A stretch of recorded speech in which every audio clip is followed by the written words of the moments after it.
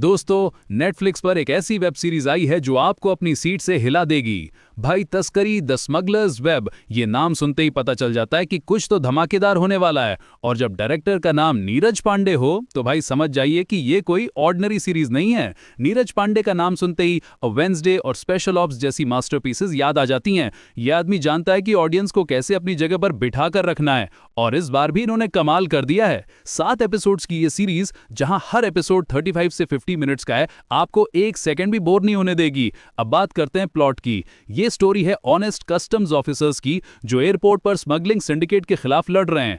चौधरी के नाम का विलन है जिसे शरद केलकर ने प्ले किया है, और उसके सामने खड़े हैं हमारे real heroes customs officers. Imran Hashmi का एक्टिंग तो वैसे भी टॉप नॉच है, लेकिन पूरी कास्ट ने कमाल का काम किया है। सबसे बड़ी बात यह है कि यह सीरीज आपको एक पल भी बोर नहीं होने देती। हर एपिसोड का एंडिंग इतना एंगेजिंग है कि आप रुक ही नहीं पाओगे। क्लिफ हैंगर्स का इस्तेमाल इतनी स्मार्टली किया गया है कि आप ऑटोमेटिकली नेक्स्ट एपिसोड पर क्लिक कर देंगे। यही तो है नीरज पांडे की जीनियस, सिंपल स्टोरी लाइन को इतना कैप्टिवेटिंग बनाना कि ऑडियंस का दिमाग हिल जाए, और जब क्लाइमैक्स आएगा तो भाई आपका दिमाग ब्लास्ट हो जाएगा, ये गारंटी है। डायरेक्शन इतनी टाइट है कि एक सेकंड भी वेस्ट नहीं लगता। कैरेक्टर डेवलपमेंट भी बेहतरीन है। हर कैरेक्टर का अपना पर्पस है, अपनी स्टोरी है। सबसे कमेंडेबल बात यह है कि यहाँ रियल हीरोज को शोकेस किया गया है। आजकल तो क्रिमिनल्स को ग्लोरीफाई करने का ट्रेंड चल रहा है, लेकिन ये सीरीज उन कस्टम्स ऑफिसर्स को हीरो बनाकर प्रेजेंट करती है जो एक्चुअली देश को फ्रॉड से बचा रहे हैं। ये अप्रोच बिल्कुल फ्रेश लगती है और दिल को छू जाती है। अब यहाँ पे एक इंटरेस्टिंग बात यह है कि ये सीरीज आपको गोल्ड स्मगलिंग के बारे में इतनी डिटेल्ड इन्फॉर्मेशन देती है कि लगता है जैसे कोई ट्यूशन क्लास चल रही हो। सीरियसली, इतने मेथड्स दिखाए गए हैं स्मगलिंग के कि आप शॉक्ड रह जाएंगे। लेकिन ये एजुकेशनल एस्पेक्ट भी बहुत एंगेजिंग वे में प्रेजेंट किया गया है। फैमिली के साथ देखने के लिए भी ये परफेक्ट है।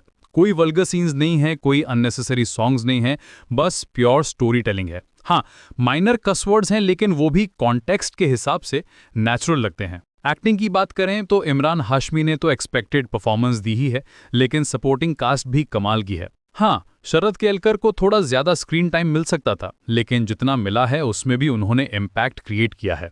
Direction, screen play, acting, presentation, हर डिपार्टमेंट में ये सीरीज टॉप मार्क्स डिजर्व करती है।